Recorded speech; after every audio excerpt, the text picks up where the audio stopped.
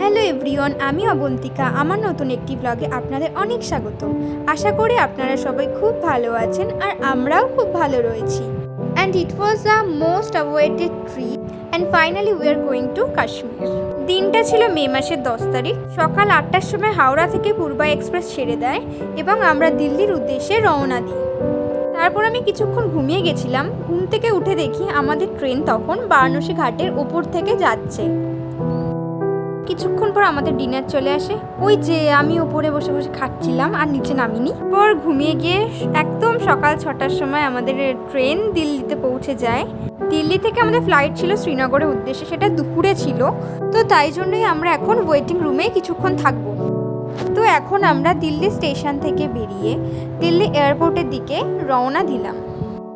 তারপর আমরা এয়ারপোর্টে পৌঁছে বোর্ডিং পাস নিয়ে নিই। তারপর আমাদের লাগেজ এখানে চেকিংয়ে দিয়ে দেওয়া হয়। আমাদের ফ্লাইট যেহেতু একটু দেরিতে ছিল, তাই আমাদের এখন কিছুক্ষণ ওয়েট করতে হবে।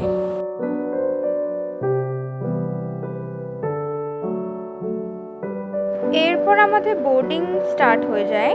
আর মাত্র কিছুক্ষণের অপেক্ষা, তারপর আমরা ফাইনালি শ্রীনগর এয়ারপোর্টে পৌঁছে যাব। শ্রীনগর এয়ারপোর্ট ঢোকার কিছুক্ষণ আগে 5 থেকে 10 মিনিটের জন্য ঠিক এইরকম ভিউ দেখতে পাওয়া যায়। জাস্ট দেখার পর মনটা জুড়িয়ে গেছিল আমাদের। দেন আমাদের ফ্লাইট শ্রীনগর এয়ারপোর্টে ল্যান্ড করে যায়।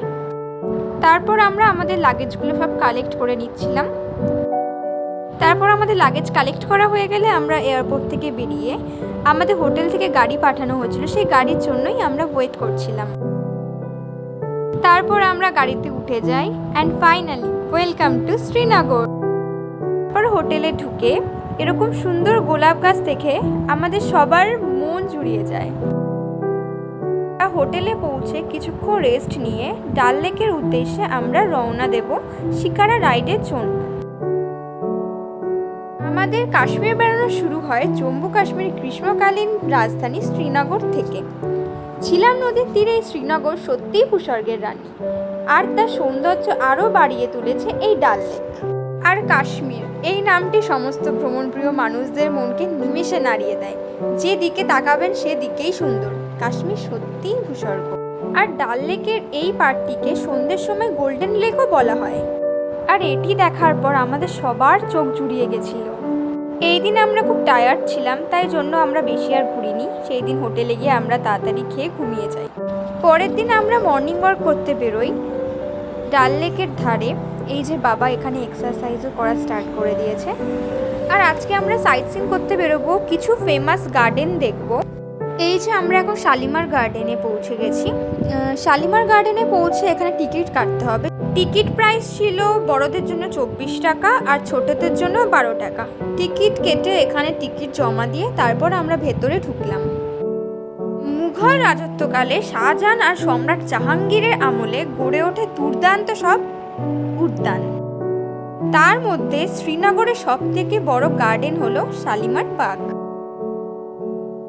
And most probably Shalimar Bagh তৈরি হয় 1919 সালে। মুঘল সম্রাট জাহাঙ্গীর তার স্ত্রী নূরজাহানের জন্য তৈরি করিয়েছিলেন।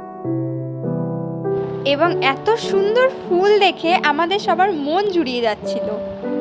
নানা রকম ভ্যারাইটিস ফুল, কিছু ফুলের নাম হয়তো আমরা জানতাম, কিছু ফুলের নাম আমাদের কাছে অজানা ছিল।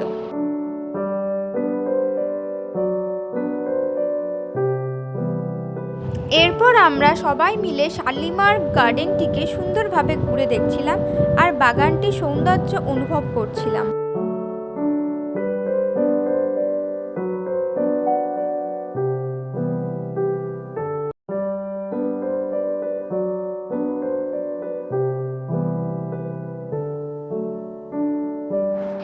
বাঁদিকে ডাল লেকের সৌন্দর্য আর ডান দিকে গার্ডেন। এই সৌন্দর্যের কোনো তুলনা করা যায় না।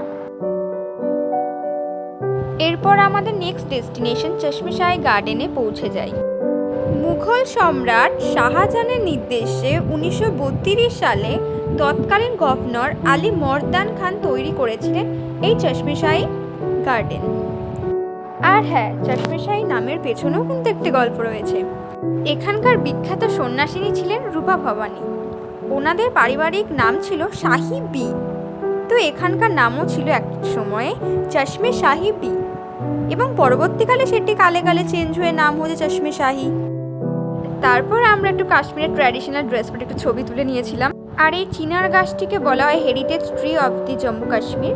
এই গাছটির বয়স 375 বছর, অ্যাপ্রক্স 165 ফিট। বেশ লাগলো আমাদের গার্ডেনগুলো। আর হ্যাঁ, আপনাদের কেমন লাগলো সেটা জানাতে কিন্তু একদম ভুলবেন না।